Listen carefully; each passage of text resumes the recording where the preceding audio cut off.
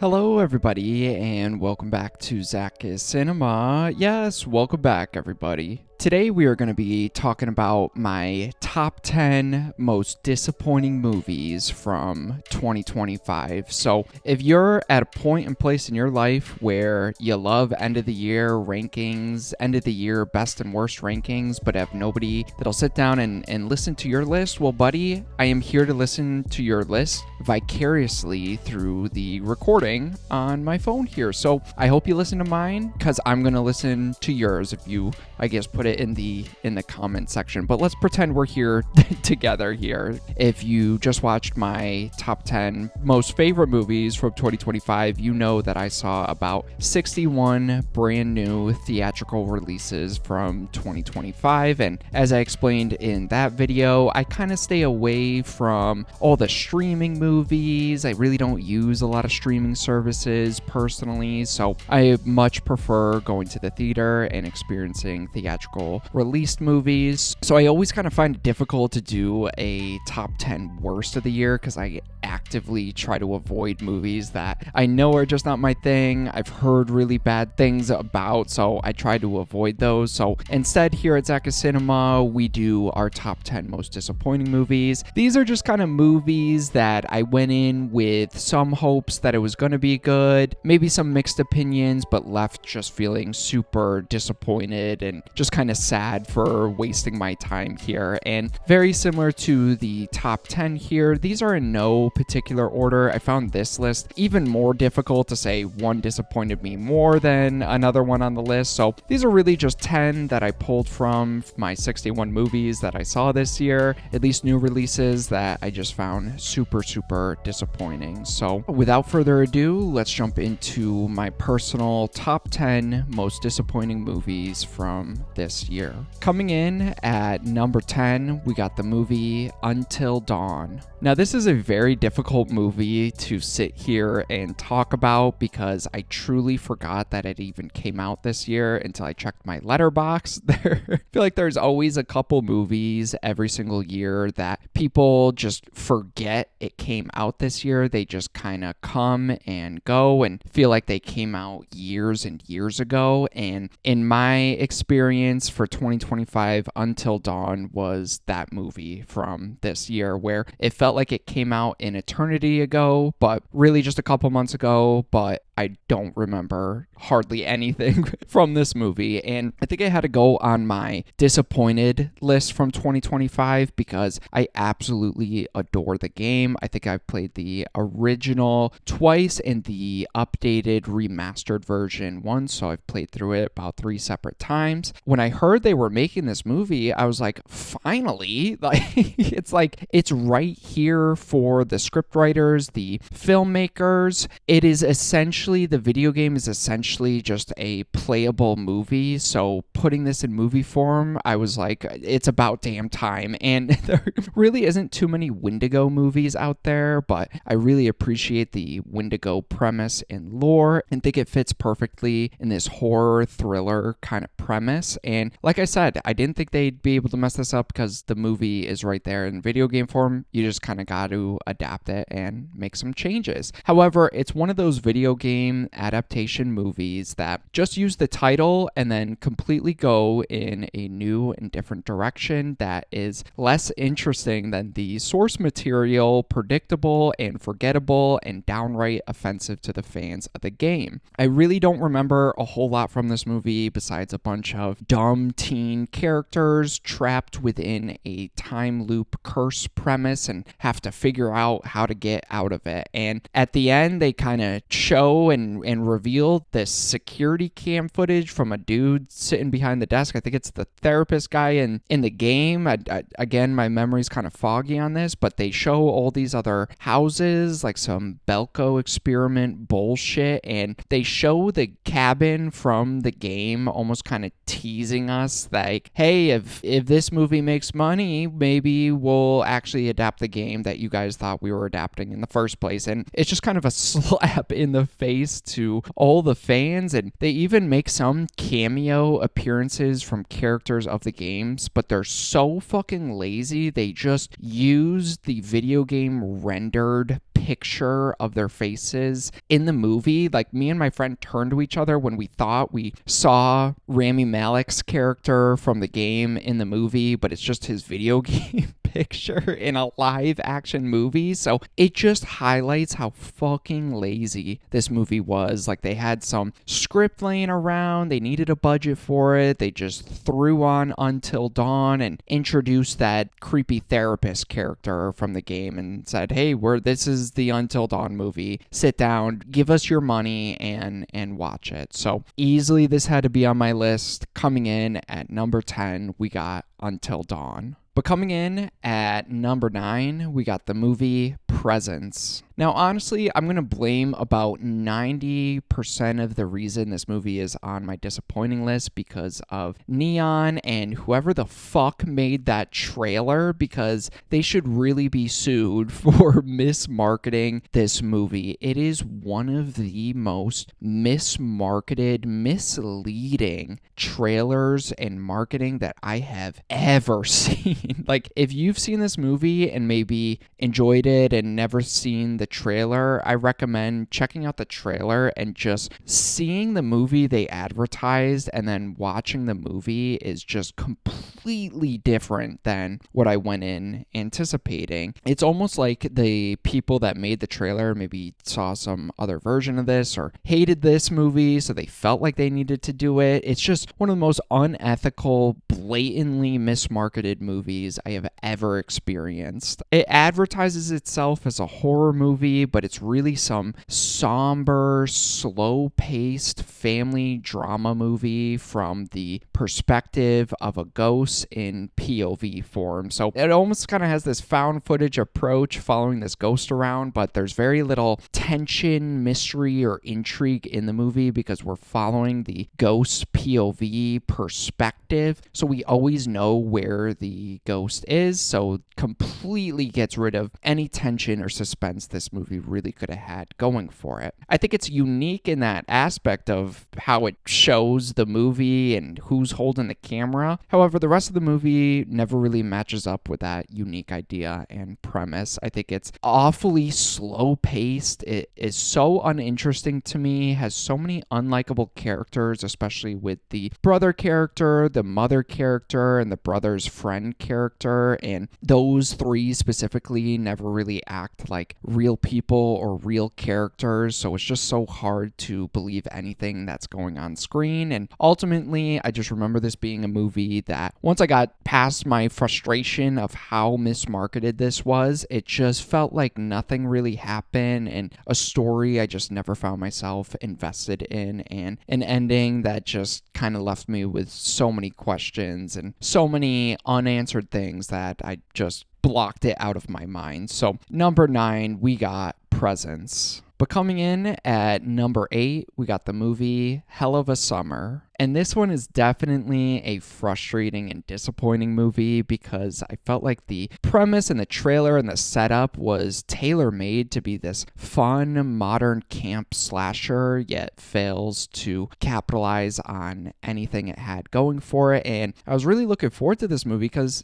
I feel like we were in a slasher resurgence, and we don't really get many camp slasher movies, especially with all the bullshit going on with Friday the 13th. I was like, okay, cool. A self-aware, satirical camp slasher movie with actors that I enjoy. There's no way this is not going to be at least a fun time. And there's parts that are enjoyable, a little silly, a little funny. I do enjoy the main character of Jason being this camp counselor that's way too old to be going to this camp, and he's easily to root for, but nearly every other character in this movie is flat, unfunny, unpleasant, really making it difficult to care about any individual character or any group character dynamic. The comedy here was a major miss for me, with the large majority of jokes falling completely flat. I saw this in, half full theater, and it was the most silent movie experience I had from this year. And even the few jokes that do land, it just makes you frustrated because you see the great premise that's right there in front of your face. And I think the biggest disappointment to me is the slasher elements are so shockingly weak for a rated R film. There's no reason why they couldn't trim this down to be PG-13, made a little bit more money. Because you go in a rated R camp slasher movie, you expect some good kills, expect some gore and some violence, but everything is so tame. So many cutaway kills, almost no on-screen violence, creativity, or tension within its kill scenes, that I was just so disappointed throughout my whole experience watching this. And even more disappointing than that is the killer reveals, which are especially bad, ditching any sense of mystery or build-up by bluntly revealing the killer mid-movie with little to no motivation, no payoff, or thematic purpose. It just left me with a slasher with no suspense, no memorable kills, no memorable characters, and comedy that hardly ever worked. So I knew this had to be on my list. Coming in at number 8, we got Hell of a Summer. But coming in at number 7, we got the movie Heart Eyes. So I guess 2 slasher movies in a row. I love the slasher resurgence that we're getting, but seems like especially more recently we're just getting a lot of duds more than great slasher movies, which I hope is not a trend going for 2026. But Heart Eyes seemed like it could have been a new horror icon, or at least an enjoyable franchise with a unique looking slasher villain that could have at least made a couple more movies. However, I think it just kind of turns into your run-of-the-mill slasher movie with a unique look that they thought was unique enough to just not put in any effort in the rest of the story or premise. I enjoyed its premise of a slasher movie, and some of the kills are pretty well done, and I thought it was a unique twist of throwing this slasher villain, slasher movie into this rom-com movie. However, the romance and humor side never fully landed for me, which I think was just a huge disappointment, and wish they took some more time with it. And similar to Hell of a Summer,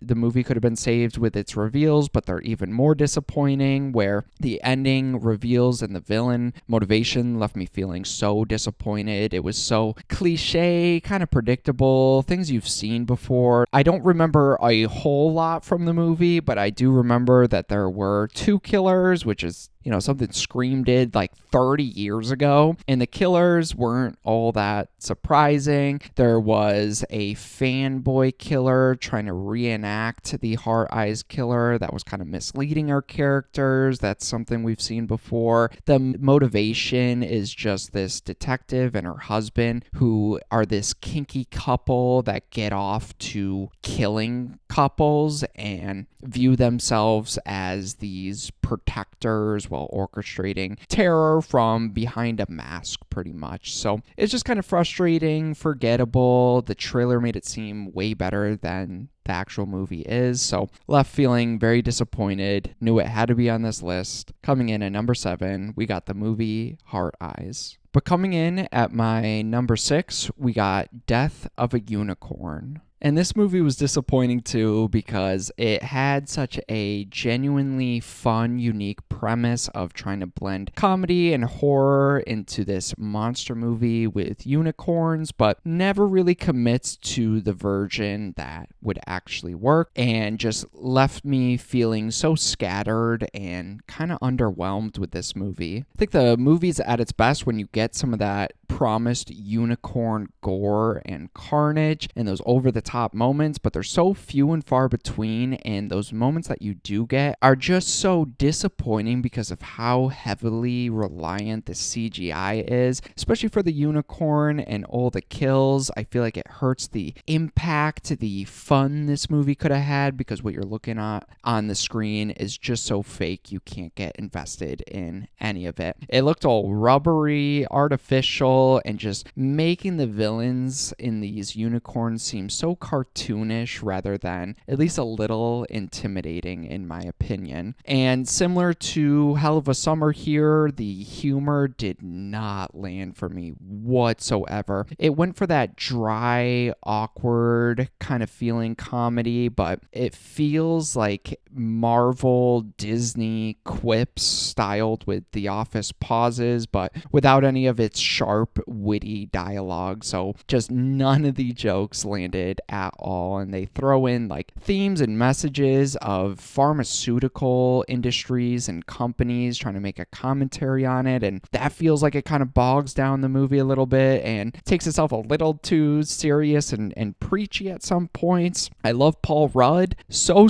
much, but his character is so unlikable and awkward rather than funny. His character and the writing just kind of undercuts the father-daughter storyline that has no emotional payoff. Jenna Ortega's playing the same character you've seen her play in all her other movies, which was kind of disappointing. I feel like it was just a movie that kind of fumbled its unique premise and had fun flashes, but ended up being so disappointing, forgettable, and not worth rewatching whatsoever. So knew it had to be on this list, of course. We got number 6, Death of a Unicorn. But coming in at number 5, we got the movie Hell House Lineage. Now, in my review and ranking, I very explicitly said that I really did enjoy the shift into a more cinematic approach. If you're unfamiliar with this franchise, it's a bunch of found footage horror movies. The director, writer, and everybody said this was going to be the last one, and it was a big change of pace because instead of found footage, it was going in that traditional camera style of movie. I'm blanking on the words, the traditional style of filmmaking.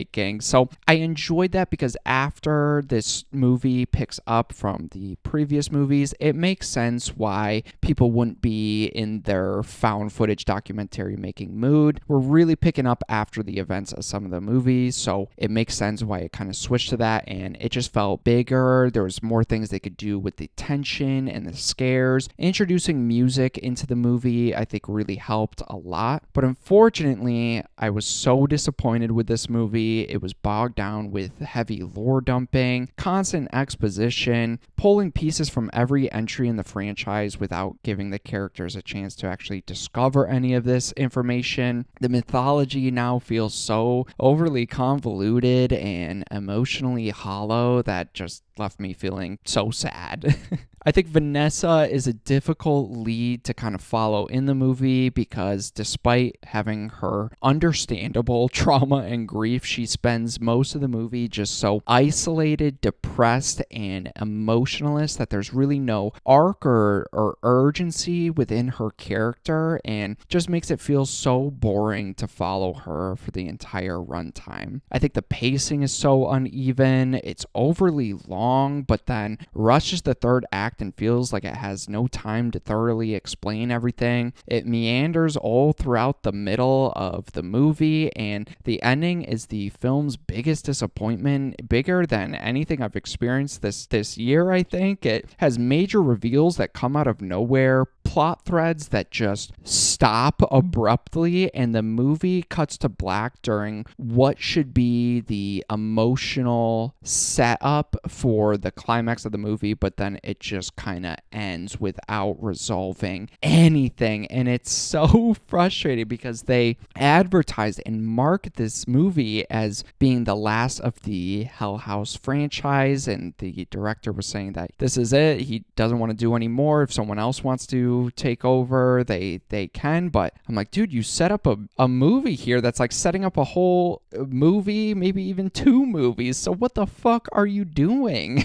Frustrating experience, especially for us Hell House fans. I adore the first one. I love Hell House Origins. Lineage, my God, you deserve to be on this list, coming in at number 5. But coming in at number 4, we got Karate Kid Legends. Now, maybe Zach Cinema here was the only one kind of looking forward to this movie. I bet most people thought it was going to be trash or forgettable, but I have such a soft spot for the first Karate Kid movie. I grew up with that movie, adore that movie, even enjoy some of the sequels and the remake as well. And I covered them all on this channel this past year, so feel free to check out some of those videos if you're interested in more of my in-depth thoughts on the franchise. But this one was definitely disappointing, and I think I left even more disappointed because I really wasn't expecting a whole lot. But for this movie to just kind of fall into the same rinse and repeat formula the majority of the other movies have followed and not do anything different was just so frustrating. And I think this movie has such a strong opening and solid action, the best choreography and action this franchise has ever seen, and that's just what left me feeling so disappointed because all of those standout sequences are so hollow with everything else going around in the movie. I enjoy kind of the twist of Lee in the movie being this martial artist who's training this local pizza shop owner. I enjoyed that dynamic, and I'm like, oh, okay, they're doing a little bit of a role reversal. I wonder how this is going to play out, but it's really just a 15-20 minute side quest and then reverts back to the Karate Kid formula. It was almost like the movie maybe started off like that, but then reverted back once they got Jackie Chan and Ralph Macchio in the movie to sign on. They're like, fuck it, we get rid of that or trim that down because we're doing the Karate Kid again.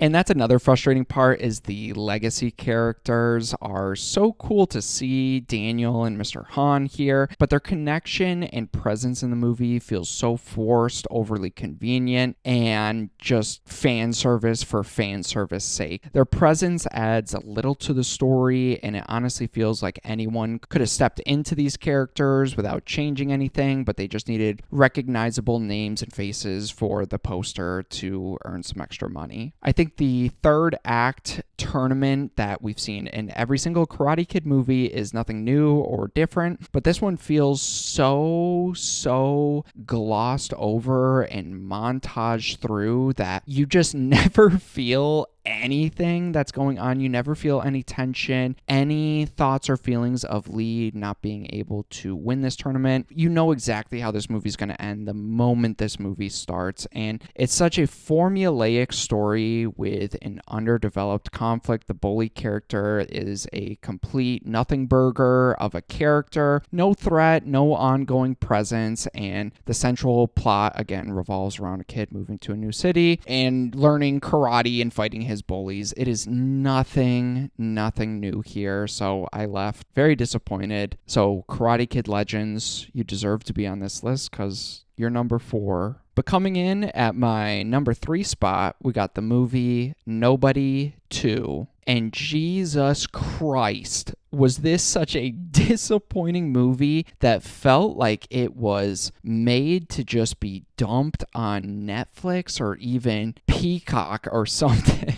And it hurts my heart because I love Bob Odenkirk and enjoy the first movie so much, but always found myself shocked and surprised that they were even contemplating making a second one. I'm like, yeah, the first one's good. It's nothing groundbreaking, but it's very enjoyable, but there's no need or reason for a sequel. And when I saw the sequel, I'm like, yeah, this is worse than I ever could have imagined. It really felt like a more family-friendly version of the first one with unbelievable action. Feels like none of our characters are ever in any sort of danger. The humor is god-awful and feels infected with that Disney and Marvel quippy kind of humor. At the end of the day, it's just another standard action movie with some decent action scenes, but a movie plot you've seen a million times with our main character trying to live his normal life, but his crime side of his life keeps following him wherever he goes, and he has to deal with it before it hurts his family and his family's trip. It's a forgettable movie that never needed to be made and truly just feels like a blur of a movie. Like I went and saw it, and as I was walking out to the parking lot, instantly instantly forgot everything about this movie. So unfortunately, I am so sorry, Mr. Odenkirk, but your movie Nobody 2 is coming in at my number 3 spot. But coming in at number 2, we got the movie Keeper. Now, Keeper was a movie I was really looking forward to because I love Oz Perkins, really enjoy The Black Coat's Daughter, really enjoy Longlegs, and the trailer here was super captivating. Had some cool, interesting quotes from directors and names that you recognize, and I guess that's my fault for just believing what marketing is telling me when they have a money motivation behind it. That was definitely my fault, but it seemed interesting. It seemed like it would be a interesting, great psychological art house horror movie that I know not everybody kind of likes that style, but I really enjoy those movies when they're well done and not overly pretentious. But this movie really just didn't have a whole lot going for it and felt very forgettable towards the end. It's a well-made looking movie. I loved looking at it. It had some neat, creepy creature effects towards the end. However, the rest of the movie was just kind of a boring slog to get through. I think my biggest frustration with the movie is the movie's ending, with our character in Malcolm literally sitting the audience down and sitting down Tatiana Maslany's character down to lore dump and exposition dump to us and explain in great detail how he's taking these women and these girls and basically sucking the life out of them so he can live longer. It's like this movie built up so much mystery and intrigue, but then they were reaching the end of their budget and they're like, fuck, we gotta explain this. And they literally just like had the character sit down and be like, okay, just tell us, we're gonna fix it in post, okay? That's just how it kind of came off to me. It again is a plot you've seen before, almost the same plot as Weapons with the witch in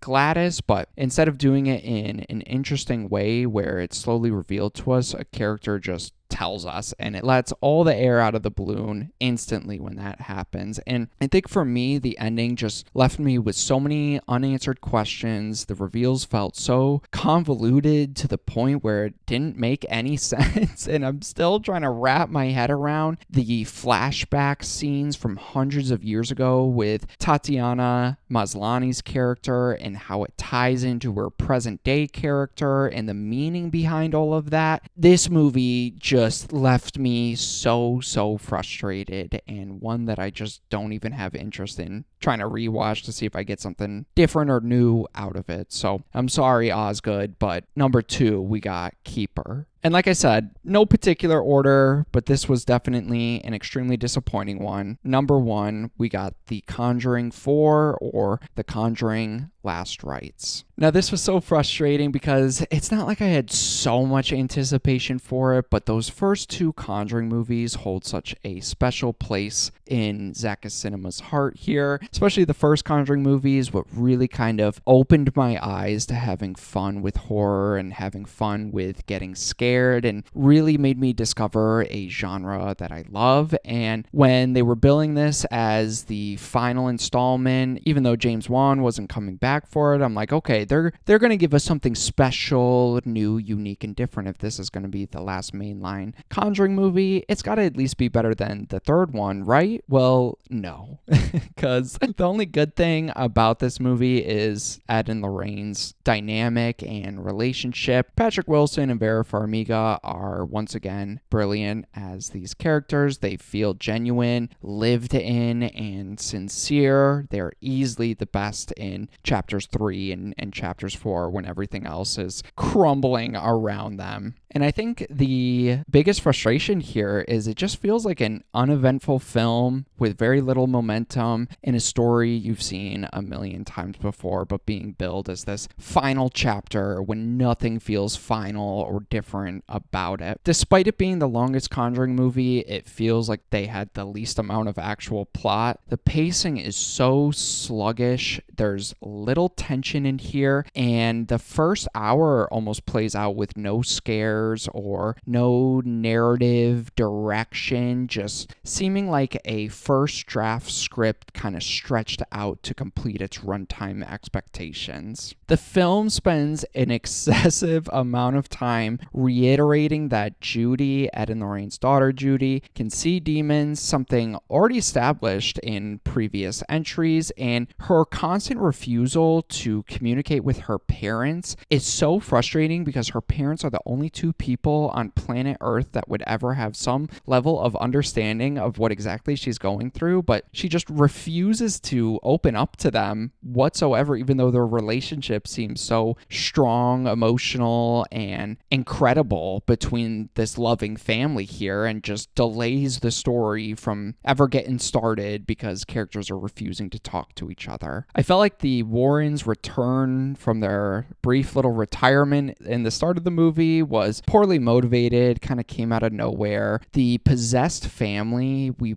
barely get time to interact with, and those are some of the best parts in the first two movies. The investigative side lacks any mystery or discovery, and the climax ultimately culminates to a possessed, spinning demonic mirror that slowly pushes characters down a hallway and is resolved by Lorraine and Judy accepting their powers and screaming at the fucking mirror.